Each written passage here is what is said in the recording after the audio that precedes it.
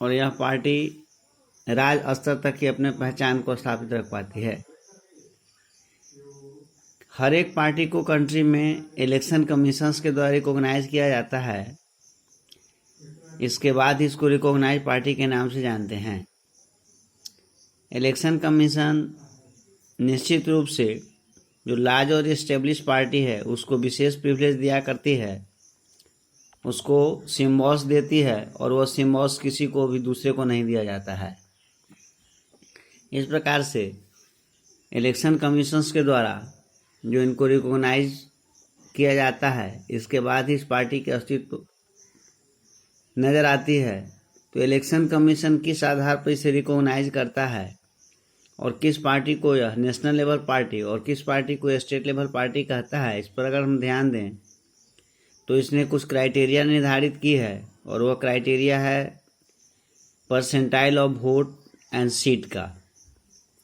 कोई भी पार्टी जो 6% वोट टोटल वोट का और 4 seat member of parliament election में लाता है, उसे हम लोग नेशनल लेवल पार्टी के नाम से जानते हैं।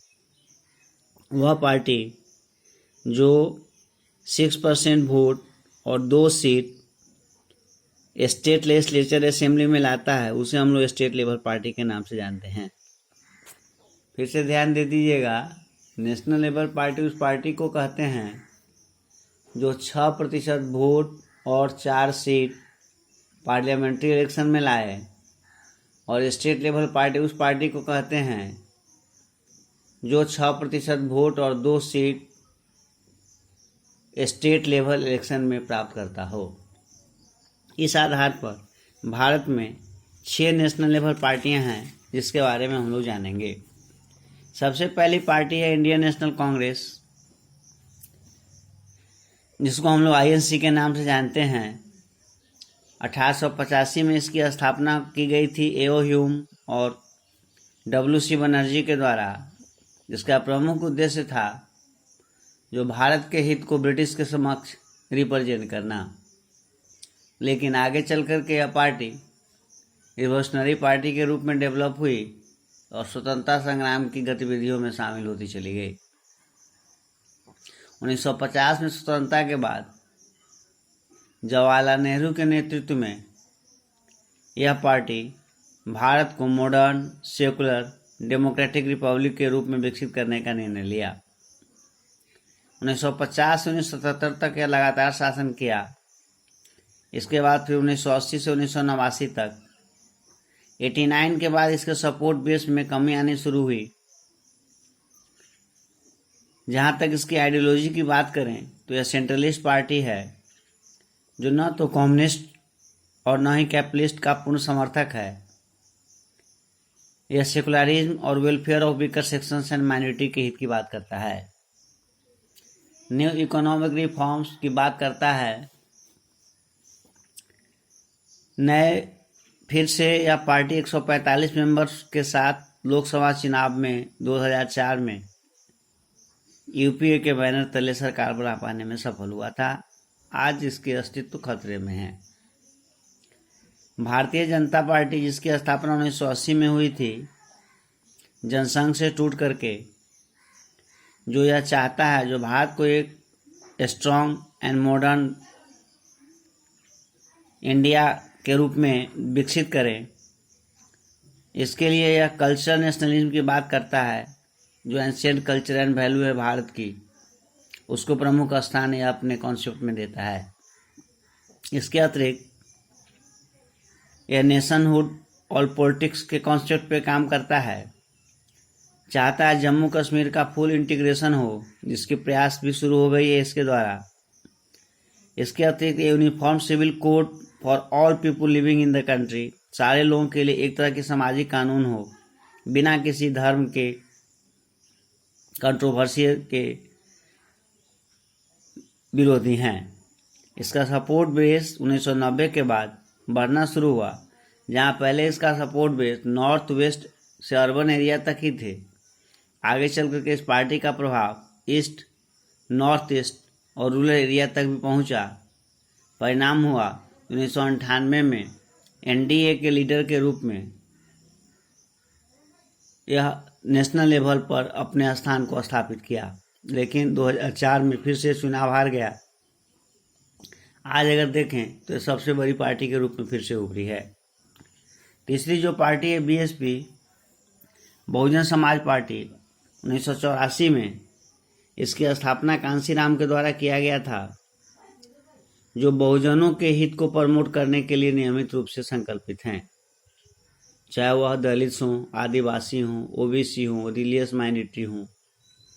यह पार्टी जितने भी दलित लीडर्स हैं उनसे इन्होंने इंस्पायरेशंस लिया है, चाहे साहू महाराज हो, महात्मा फुले हो, रामास्वामी नायकर हो, बाबा साहब अम्बेडकर हो, और इन्हीं के हित को प्रमुख रूप से रिप्रेजेंट करते हैं। इन्हीं के वेलफेयर्स के लिए नियमित रूप से काम करते हैं ताकि दलित एंड ऑप्रेस्ड पीपल्स को भी राजनीतिक स्थान दिलाया जा सके।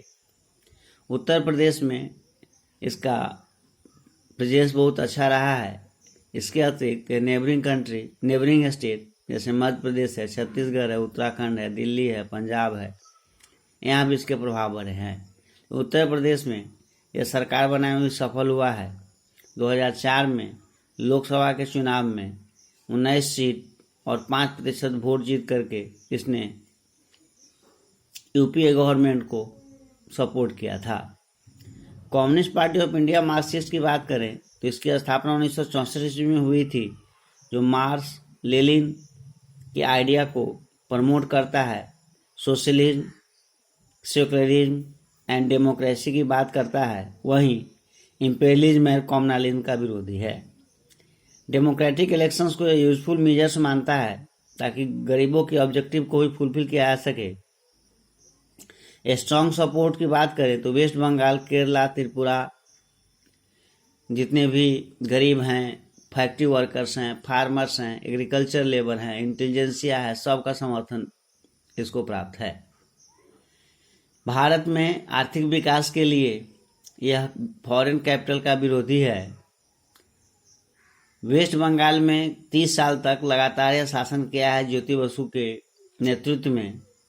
2004 के इलेक्शन में 6% वोट और 43 सीट जीत करके इसने यूपीए को बाहर से मदद किया था। नेक्स्ट जो पार्टी है वह है communist party of India CPI, जिसकी स्थापना 1925 ईस्वी में हुई थी, जो मार्क्स और लेनिन की आइडियोलॉजी पर विश्वास करता है, सेक्युलरिज्म डेमोक्रेसी की बात करता है, oppose to the focus of saxonism and communalism. यह भी सक्सेनिज्म और कम्युनलिज्म का प्रबल विरोधी है। यह भी पार्लियामेंट्री इलेक्शंस को एक महत्वपूर्ण मीन्स मानता है वर्किंग क्लास के विकास के लिए, फार्मर्स और पोर के विकास के लिए। लेकिन 1964 में यह पार्टी टूटी तो इसका अस्तित्व तो कमजोर पड़ गया, लेकिन फिर भी केरला, वेस्ट बंगाल, पंजाब, आंध्र प्रदेश, तमिलनाडु में इसके सपोर्ट बेस आज भी बने हुए हैं। 2004 के चुनाव में 10 सीट और 1.4% वोट के साथ यह अपने अस्तित्व को बनाया हुआ है और यूपीए गवर्नमेंट को बाहर से मदद किया था। इसके अतिरिक्त है नेशनलिस्ट कांग्रेस पार्टी एनसीपी। 1999 में इसकी स्थापना हुई थी कांग्रेस से टूट करके, जो democracy, Gandhian secularism, equity, social justice और फेडरलिज्म की बात करता है। इसका सबसे प्रमुख मांग है जो भारत के जितने भी प्रमुख पद हैं वो भारत के नेचुरल बॉर्न सिटीजन्स को मिलनी चाहिए। महाराष्ट्र की यह मेजर पार्टी है। इसके अतिरिक्त मेघालय, मणिपुर, असम में भी इसके प्रेजेंटेशन देखने को मिलती है। यह कोलिशन पार्टनर के रूप में महाराष्ट्र में सरकार में शामिल हो पाया है। 2004 में यह यूनाइटेड प्रोग्रेसिव अलायंस के मेंबर के रूप में ही काम किया था। अदर देन नेशनल पार्टी, जितने भी मेजर पार्टी है कंट्री में वो सब को सब स्टेट लेवल पार्टी के नाम जाने जाते हैं, जिसको रीजनल पार्टी भी कहते हैं। लेकिन सारी की सारी पार्टियां का आइडियोलॉजी रीजनल है ऐसा मानना संभव नहीं है।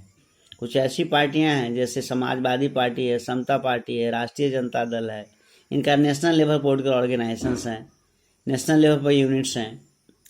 लेकिन बहुत सारी ऐसी पार्टियां हैं जिसकी पहचान अपने राज्य तक ही सीमित है, जैसे बीजू जनता दल है, सिक्किम डेमोक्रेटिक फ्रंट है, मिजो नेशनल फ्रंट है। ये सब के सब अपने स्टेट आइडेंटिटी के लिए ही जाने जाते हैं। लास्ट 3 डिकेड में अगर लेकर के देखिए तो जितने भी रीजनल पार्टी हैं इनके नंबर ऑफ स्टैंड में बढ़ोतरी हुआ है, क्योंकि आज निश्चित रूप से हम यह कह सकते हैं जो पार्लियामेंट्री इलेक्शंस में स्टेट लेवल पार्टी की भूमिका महत्वपूर्ण होती चली गई है। अतः इंडियन पॉलिटिकली, भारत को पॉलिटिकली जो है मोर एंड मोर डाइवर्स